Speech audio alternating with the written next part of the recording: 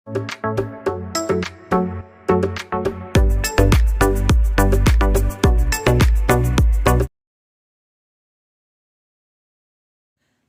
ഏവർക്കും study Nifty മലയാളത്തിൻ്റെ daily market ന്യൂസിലേക്ക് സ്വാഗതം. ഇന്ന് ഒക്ടോബർ 13 തിങ്കളാഴ്ചയാണ്. പുതിയൊരാഴ്ച ആരംഭിക്കുകയാണ്. എല്ലാവർക്കും നല്ലൊരു ആഴ്ച തന്നെ ആയിരിക്കട്ടെ എന്ന് ആശംസിച്ചുകൊണ്ട് തുടങ്ങുന്നു. നിഫ്റ്റിയും സെൻസെക്സും ബാങ്ക് നിഫ്റ്റിയും ഒക്കെ ശക്തമായ നേട്ടത്തിലാണ് വെള്ളിയാഴ്ച ക്ലോസ് ചെയ്യുന്നത്.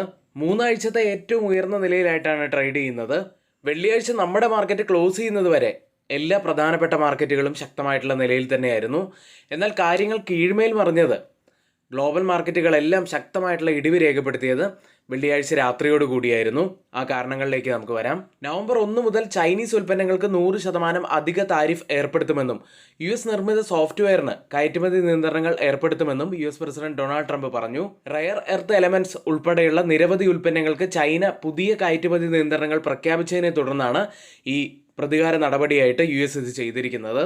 ലോകത്തിലെ ഏറ്റവും വലിയ രണ്ട് സമ്പദ് വ്യവസ്ഥകൾ തമ്മിലുള്ള മറ്റൊരു വലിയ വ്യാപാര യുദ്ധത്തിൻ്റെ ഭയം കൊണ്ട് തന്നെയാണ് ഇപ്പോൾ പ്രധാനപ്പെട്ട ഗ്ലോബൽ മാർക്കറ്റുകളെല്ലാം ഇടിഞ്ഞിരിക്കുന്നത്. ചൈനീസ് പ്രസിഡന്റ് ഷീ ജിൻപിങ്ങുമായുള്ള കൂടിക്കാഴ്ച റദ്ദാക്കിയേക്കുമെന്നും എന്നാൽ നവംബർ 1 മുൻപ് ചൈന കയറ്റുമതി നിയന്ത്രണങ്ങൾ പിൻവലിച്ചാൽ തൻ്റെ തീരുമാനം മാറ്റുമെന്നും ട്രംപ് പറഞ്ഞു. ഏതായാലും പുതിയ പദ്ധതി പ്രകാരം ചൈനീസ് ഉൽപ്പന്നങ്ങൾക്ക് ഇറക്കുമതി നികുതി 130% ഉയരും. കൂടാതെ കാർഗോ ഉപകരണങ്ങളുടെ താരിഫ് 150% വരെയും ആയിരിക്കും. മറ്റൊരു വാർത്തയിലേക്ക്. ഭവന വിൽപ്പനയിലെ മാന്ദ്യം കാരണം 2025 റിയൽ എസ്റ്റേറ്റ് ഓഹരികൾ കുത്തനെയുള്ള മോശം പ്രകടനമാണ് കാഴ്ചവെച്ചുകൊണ്ടിരിക്കുന്നത്. BSE റിയാലിറ്റി സൂചിക 15.41% ഇടിഞ്ഞിരിക്കുന്നത്. എന്നാൽ ഇയർ ടു ഡേറ്റിൽ BSE സെൻസെക്സ് 5.58% നേട്ടവുമാണ് ഉണ്ടാക്കിയത്.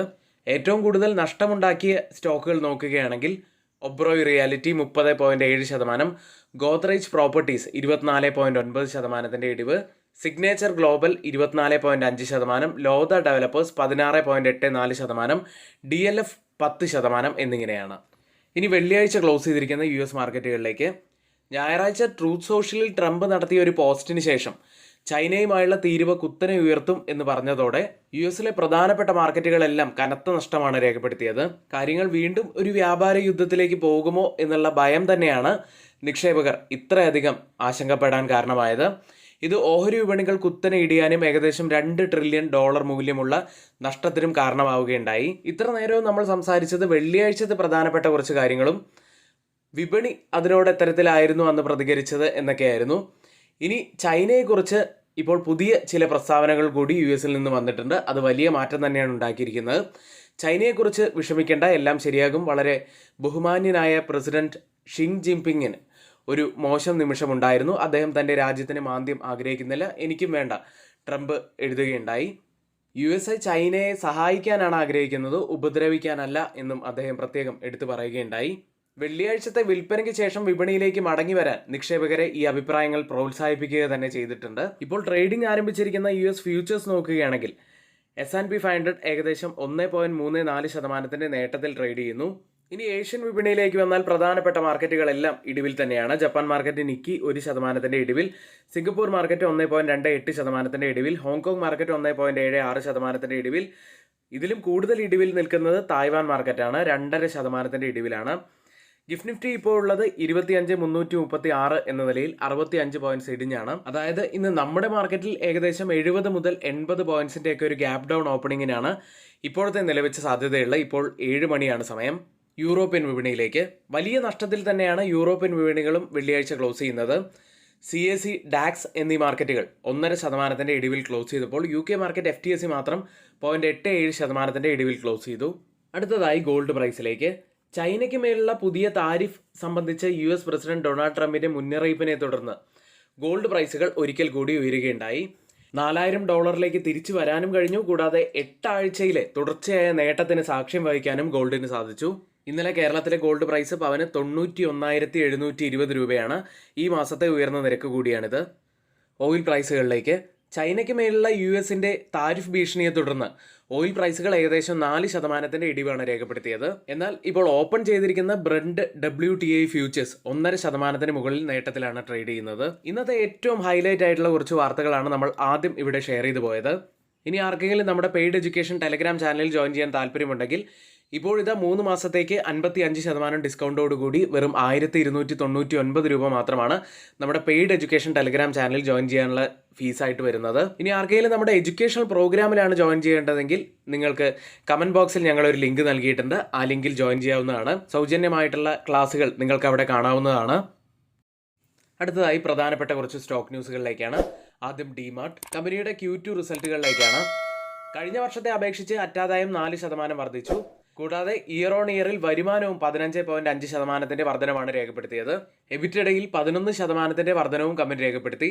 ലാഭ മാർജിൻ 7.6% നിന്ന് 7.3% നേരിയ തോതിൽ കുറഞ്ഞു. ഡിമാർട്ട് ബിസിനസ് ഇപ്പോൾ ഇന്ത്യയിലുടനീളം 19 നഗരങ്ങളിൽ പ്രവർത്തിക്കുന്നു. മറ്റ് കമ്പനികൾ നോക്കാം. ആദ്യം വാരി റിന്യൂവബിൾ ടെക്നോളജീസ് എന്ന കമ്പനി നെറ്റ് പ്രോഫിറ്റിൽ 117.4% വർധനമാണ് ഇയർ ഓൺ ഇയറിൽ രേഖപ്പെടുത്തിയിരിക്കുന്നത്.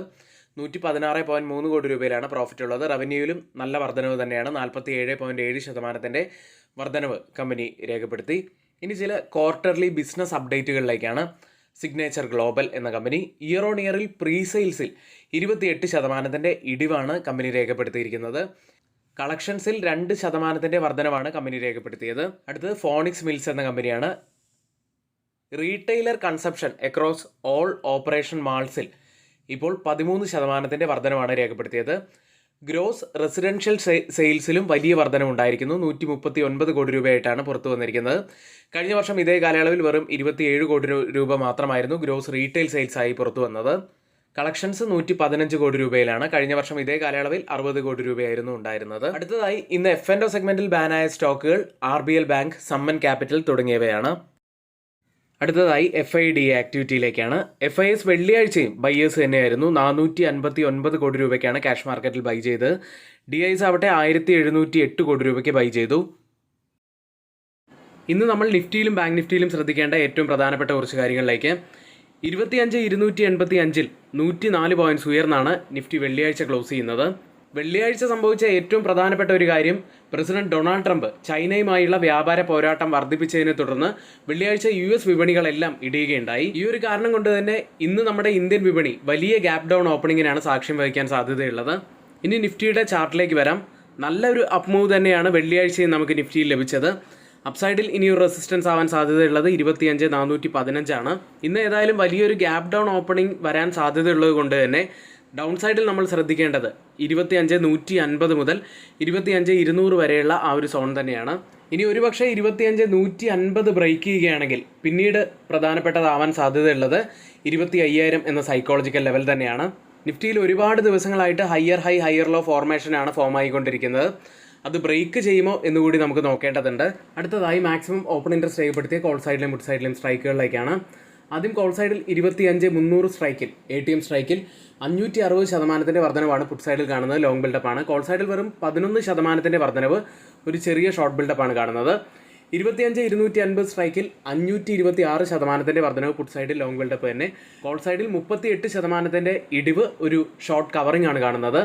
25,350 സ്ട്രൈക്കിൽ 1,381% വർധനവ് പുട്ട് സൈഡിൽ കാണാം, ലോങ് ബിൽഡപ്പ്. കോൾ സൈഡിൽ 40% വർധനവ്, ഒരു ഷോർട്ട് ബിൽഡപ്പ് കാണാം. ഈ ഓപ്പൺ ഇൻട്രസ്റ്റ് ഡാറ്റ പ്രകാരം അത് വെള്ളിയാഴ്ച ക്ലോസ് ചെയ്യുന്നത് വരെയുള്ള ഡാറ്റയാണ്. അതുകൊണ്ട് തന്നെ മാർക്കറ്റിനെ മുകളിലേക്ക് കൊണ്ടുപോകാൻ കഴിവുള്ള പുട്ട് സെല്ലേഴ്സാണ് കൂടുതൽ മുൻതൂക്കം കിട്ടുന്നത് ഈ ഡാറ്റയിൽ. പക്ഷേ മാർക്കറ്റ് ഓപ്പൺ ആവുന്നതോടുകൂടി ഈ ഡാറ്റയിലൊക്കെ വ്യത്യാസം വരും. വീക്ക്ലി ഓപ്പൺ ഇൻട്രസ്റ്റ് ഡാറ്റ പ്രകാരം ഒരു റെസിസ്റ്റൻസ് ആവാൻ സാധ്യതയുള്ളത് 25,400 സപ്പോർട്ട് ആവാൻ സാധ്യതയുള്ളത് 25,200 ബാങ്ക് നിഫ്റ്റിയിലേക്ക് 56,192 174 പോയിന്റ്സ് ഉയർന്നാണ് ബാങ്ക് നിഫ്റ്റി ക്ലോസ് ചെയ്യുന്നത്. ബാങ്ക് നിഫ്റ്റിയെ സംബന്ധിച്ച് ഡൗൺ സൈഡിൽ 56,120 പ്രധാനപ്പെട്ട ഒരു സപ്പോർട്ട് ആവാൻ സാധ്യതയുണ്ട്. ഇനി ബാങ്ക് നിഫ്റ്റിയിൽ നല്ലൊരു ഗ്രീൻ ക്യാൻഡിലാണ് വെള്ളിയാഴ്ച ഫോം ആയിട്ടുള്ളത്. പോസിറ്റീവ് ആയിട്ടുള്ള ഒരു കാര്യം തന്നെയായിരുന്നു. അപ്സൈഡിൽ ബാങ്ക് നിഫ്റ്റിയെ സംബന്ധിച്ച് 57,135 തന്നെയാണ് വളരെ പ്രധാനപ്പെട്ട ഒരു റെസിസ്റ്റൻസ് ഏരിയ ആവാൻ സാധ്യതയുള്ളത്. അതായത് നാളെ നമ്മൾ വാച്ച് ചെയ്യേണ്ടത് ഡൗൺ സൈഡിലെ ആ ഒരു സപ്പോർട്ട് സോൺ തന്നെയായിരിക്കും. കഴിഞ്ഞ ആഴ്ച മാത്രം ബാങ്ക് നിഫ്റ്റി ഏകദേശം 1.84% നേട്ടമാണ് ഉണ്ടാക്കിയത്. ബാങ്ക് നിഫ്റ്റിയെ സംബന്ധിച്ച് മന്ത്ലി ഓപ്പൺ ഇൻട്രസ്റ്റ് ഡാറ്റ പ്രകാരം ഒരു റെസിസ്റ്റൻസ് ആവാൻ സാധ്യതയുള്ളത് 57,000, സപ്പോർട്ട് ആവാൻ സാധ്യതയുള്ളത് 56,000. ഇനി നമുക്ക് സ്റ്റഡി നിഫ്റ്റി മലയാളത്തിൻ്റെ ബിഗിനേഴ്സിനായിട്ടുള്ള ബേസിക് കോഴ്സ് ശനിയാഴ്ച ആരംഭിച്ചു കഴിഞ്ഞു. ഒത്തിരിയേറെ പേരാണ് നമ്മുടെ ക്ലാസ്സുകൾ അറ്റൻഡ് ചെയ്തിട്ടുള്ളത്. വരുന്ന ക്ലാസ്സുകളിലും നിങ്ങൾക്ക് പങ്കെടുക്കാൻ ആഗ്രഹിക്കുന്നുവെങ്കിൽ നിങ്ങൾക്ക് ഇപ്പോൾ തന്നെ തൊട്ട് താഴെയുള്ള ആ ഒരു ലിങ്കിൽ ക്ലിക്ക് ചെയ്ത് നമ്മുടെ വാട്സപ്പ് ഗ്രൂപ്പിൽ ജോയിൻ ചെയ്യാവുന്നതാണ്.